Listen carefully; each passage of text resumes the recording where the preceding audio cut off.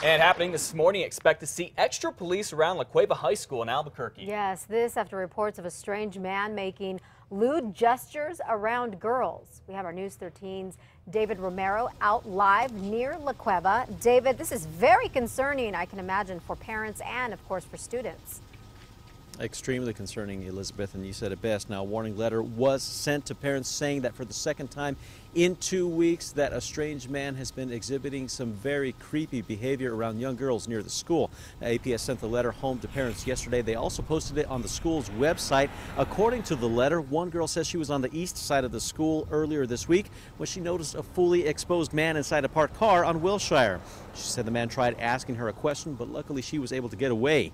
Another student reported 9 days ago that a man with a similar description approached her in a vehicle, rolled down his window and made some lewd and suggestive comments. It's unclear if the same man is tied to both incidents, but the suspect in both cases is described as a man in his late 20s to early 30s with a medium build and dark skin. In one case, the vehicle was a light blue four-door Toyota. In the other case, the vehicle was described as a dark green four-door sedan. Now, school officials and police say that kids should be extremely cautious when they're walking around school, and of course they need to watch out for anything suspicious and report it to school officials as soon as possible.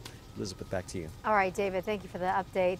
By the way, none of the students who reported the incidents were hurt.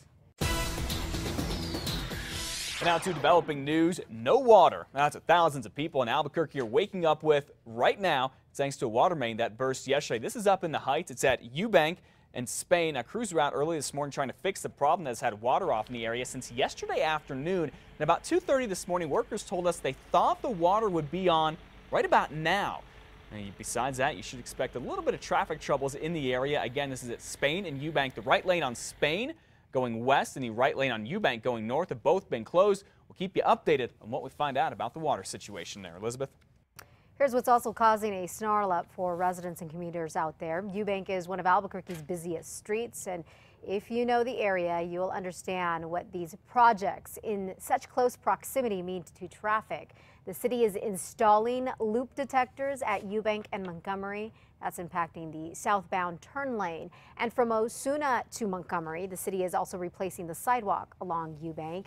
Then there's this water main break at Spain, so heads up, folks. Be sure to try to avoid the area of UBank this morning if you can. The 21-year-old recently killed in a police crash will be laid to rest tomorrow. Ashley Rauter's mom tells us that Ashley always had a smile on her face and was just a funny person. Investigators say she died almost 2 weeks ago after Sergeant Adam Casaus T-boned the SUV she and her sister were in over at Eagle Ranch and Paseo del Norte. Ashley was in the Nevada Air Guard and about to be transferred to the New Mexico Air Guard. The minimum wage debate at a restaurant in Albuquerque is not cooling down. No, it's not. In fact, it is heating up, but it now includes a bat, a machete, and even, get this, threats of a lawsuit and a restraining order. Kevin O'Leary works at the Route 66 malt shop. He's not happy with that restaurant not paying him the city's new minimum wage. And O'Leary says this week the owner's son, Andrew Zeman, who also works at the malt shop, showed up at O'Leary's home with a baseball bat and a machete. And I said to him, "What did you bring that for, to bash my head in?" His response was, "Well, I was going to at first, but then I just wanted to talk to you." There was a flash through my head of him assaulting me. I was in fear. O'Leary says Zeman wouldn't leave until the cops got called. Now O'Leary plans to sue the restaurant and even get a restraining order against Zeman. His dad, who again owns a malt shop, told us his son has, quote, a Latin temper, and that his son admitted that he made a mistake there. All right, Monday we'll find out if the judge has got the power to determine what will happen to a former Albuquerque police officer who's supposed to spend 6 months behind bars. Back in 2009, Brad Aaronsfield blabbed to a friend about a federal drug investigation. He got convicted on obstruction of justice and was sentenced to 6 months, but has not done any time just yet because of a lot of delays. Now, Aaronsfield says his girlfriend has cancer and has what could be a deadly infection, and he needs to stay with her and be free for another 45 days. Well, prosecutors say the judge does not have the power to make this decision. The judge told them they have until Monday to prove this. A New Mexico Police Department that has had problems with its officers now has no more problems and, well, no more officers. Vaughn's only officer, Brian Bernal, quit and left town on Monday. His time was running out anyway. Last year, Bernal pled guilty to battery against a household member, and last month, the state told him he could no longer wear a badge here. The state police and sheriff's deputies are patrolling Vaughn for now. We have new video that investigators say shows Espanola police officer Moises Peña behaving badly at Buffalo Thunder Casino. He was off duty when he allegedly got into a fight with a customer last month. After both were asked to leave, investigators say you can see Peña on the bottom right of your screen spit on the security officer. He is charged with battery. Peña is on paid suspension while Espanola's police chief conducts an internal investigation.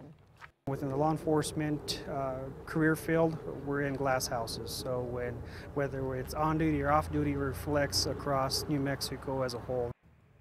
A year ago, police say they found him passed out in his truck outside an Espanola Alsups with the engine running. His fellow officers didn't give him a DWI test, even though they suspected him of being drunk.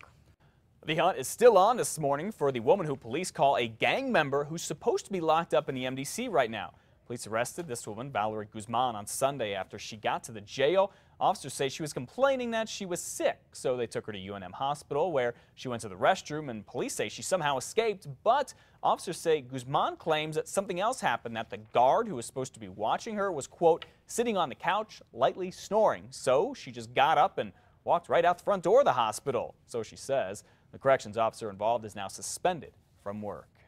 And investigators are also still looking for a man who they say tried to kill his wife in Valencia County earlier this month. Sheriff's deputies saw Dale Nielsen in Torrance County on Wednesday. They followed him, but they lost him up here in the woods in the mountains.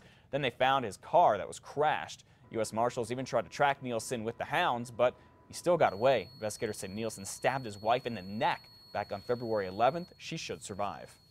Albuquerque police are still searching for two men suspected of burglarizing a Northeast Heights home in late December. Surveillance footage caught the men and their getaway car. Here it is, a white two-door sedan with a black hood. Now, if you know who the suspects are, you're asked to call Crime Stoppers at 843-STOP. You could earn a reward.